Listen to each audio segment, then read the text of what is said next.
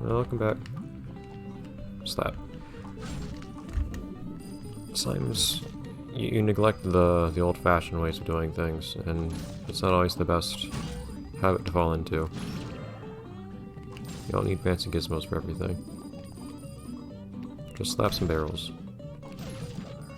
Fortunately, you can't really slap robots here, though. I do feel like this weapon kind of encourages risky behavior by doing more damage if you're up close, but only very, very close. But it does reward you doing something risky, I guess, which is something I can respect.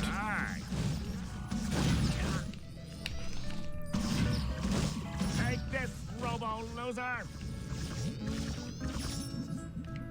Oh well.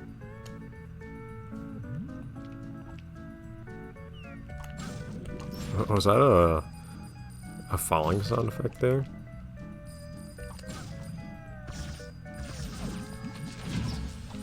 Hold up there, game.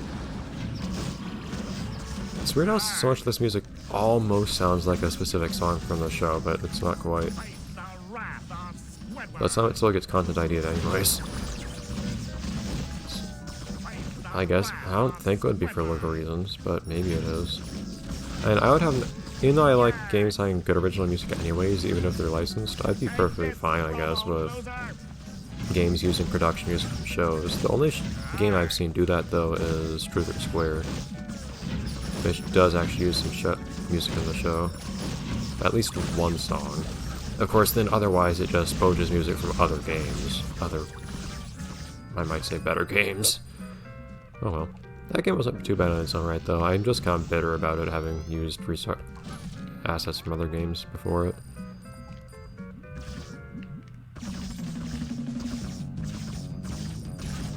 Another one bites the dust.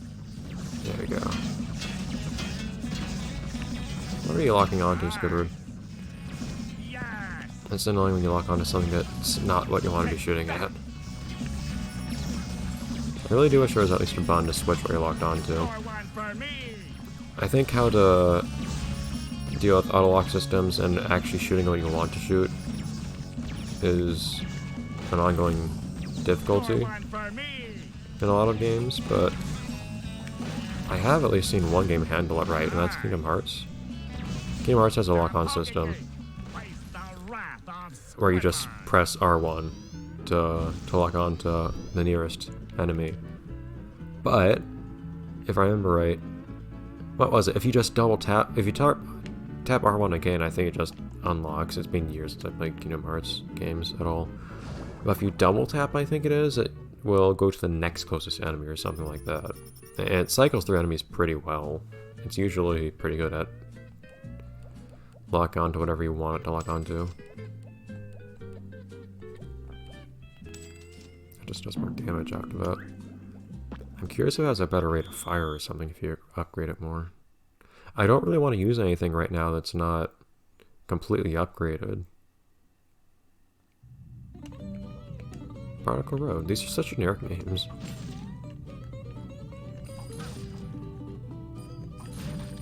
What is that thing?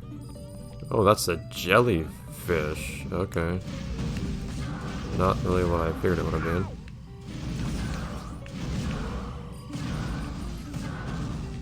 It's an interestingly shaped jellyfish. I realize this being a multiplayer game, you need to have room on your platforms and whatnot, but that's kind of weird. Here's Squiddy. Ooh, look at that up there. What's going up there on the left? Let me show you my moves, and I do have them. Up we go. Or somewhere. Now we're on the higher path, I guess. On the right is where we were, yeah. Okay, we're getting a little bit more interesting in our level design here. I can respect that. Score one for me. Ah, here's that piercing power. The wrath of Squidward. For some of it, at least. There we go. Doesn't always hit multiple things. I still wish it had more spread. It's more... It's not that often in this game that you have a bunch of enemies that are lined up in a way that makes this weapon super useful. one for me.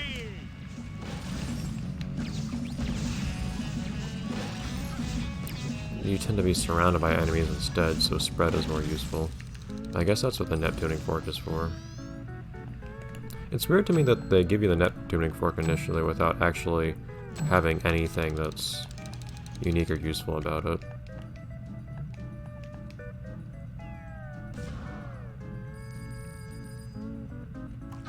Just a lone barrel there. Does that barrel have less in store for me than other things? It does, in fact, actually. Why not? Since we're not going to come back here. Flat jellyfish. Also, bugs me a little that they're not transparent. Like, we can handle transparency on the Wii in three-dimensional objects. Of course, it can be difficult making three-dimensional transparent objects look good. But it can be done. I've seen it done.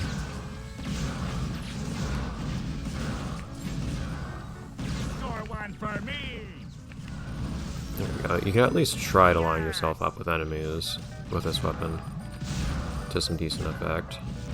So for instance here, well, it's a little hard to do this to good effect, but do something like that.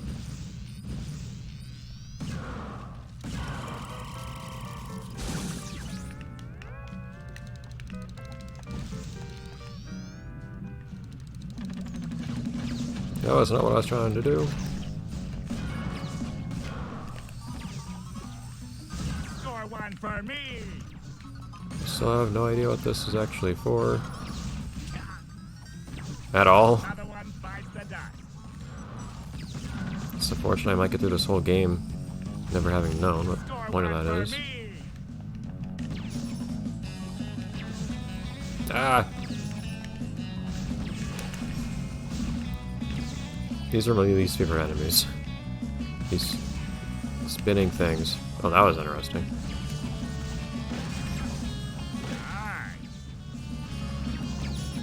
Score one for me. The turrets aren't as bad, honestly, even though they can be awkward to approach. At least you can hit them.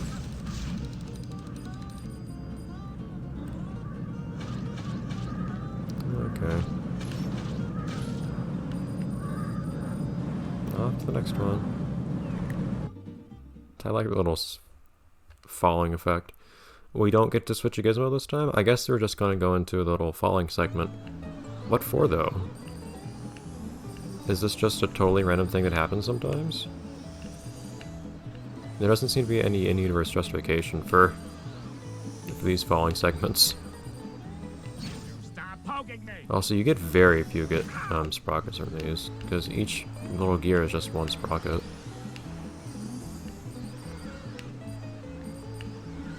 It's not like they don't add up, but they don't add up that much, it doesn't look like. Even when he's falling, Squidward's feet are in pairs. Okay? That would have been good to know earlier.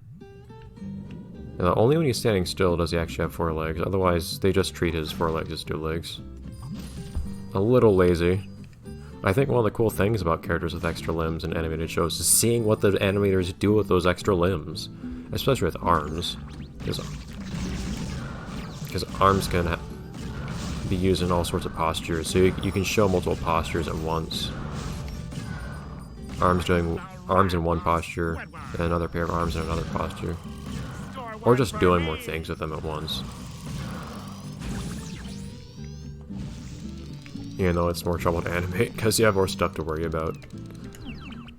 But the legs, I'm a little disappointed in the fact that they seem to always be in pairs like that. 3 explosive pies. Now, see, that seems like something useful. And there's nothing else to upgrade, actually. I really think the controls for that screen are not the most intuitive. Yeah, this might be a lot more useful if you have more pies. As it is right now, I'm still not that willing to use it. It's so slow. If I could at least fire more pies at once, if it's this slow, that would be a bit more useful, I think. I'm curious if the laser will have any other interesting effects. I would think not. But most weapons seem to have something interesting happen. And it could, and otherwise it would just be damage upgrades for the laser. And it could just be damage upgrades, I guess, but every other weapon seems to have something more interesting happen as you upgrade it. Or at least one of the upgrades.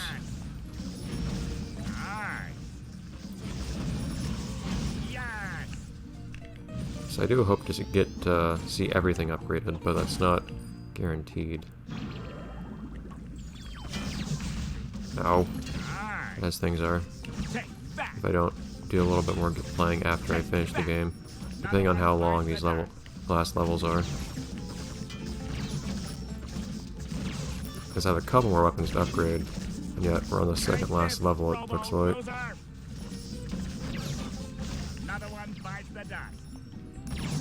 Doing everything I can to pick up all these sprockets, though.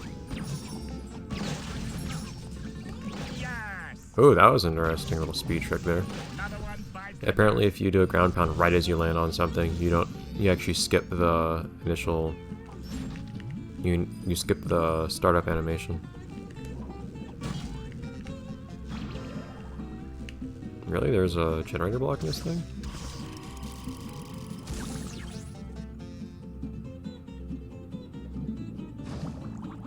That was interesting. He skipped the... He didn't do the animation for starting. Or for standing in the thing. Alright. It is nice, I admit, having weapons that do some amount of crowd control. Whoops. Because you get so many enemies on you at once.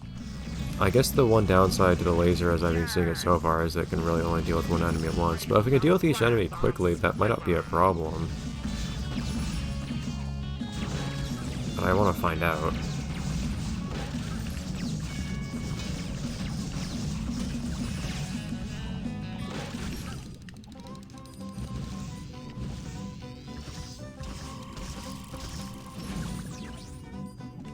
Please give me health. There we go. I think they have lots of platforms in the background, at least, that aren't accessible, just to give some... just to make the platforms that we are going across seem a bit more natural in their environment. I mean, not that there's really much to see in the backgrounds or anything otherwise. Like, there's stuff there, but it's just stuff. I wish it was actual, like, landmarks of some sort. But they put some effort into the backgrounds at least, just not quite what I would have wanted.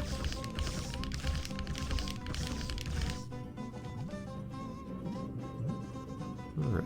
Well, that's an interesting position that chest is in. For once, I don't need a chest, though. I might actually wait until I'm done with this group here to see if I need it, because I might.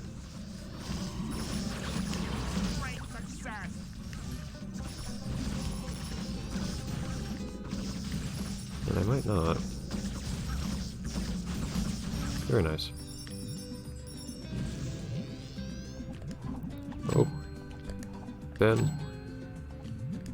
Sesame. And even more health chests here. I cannot come back to that health chest later. It is now inaccessible to me. The game has lied to me. But I have my own health chest in here, so I guess it's okay.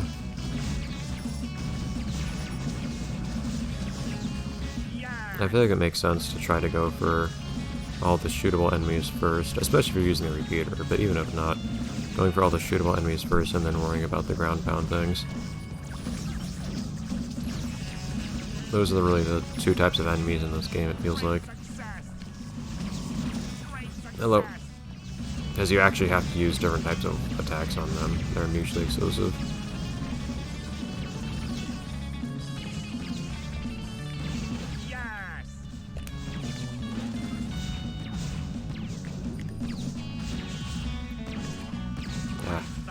What's the timing for that?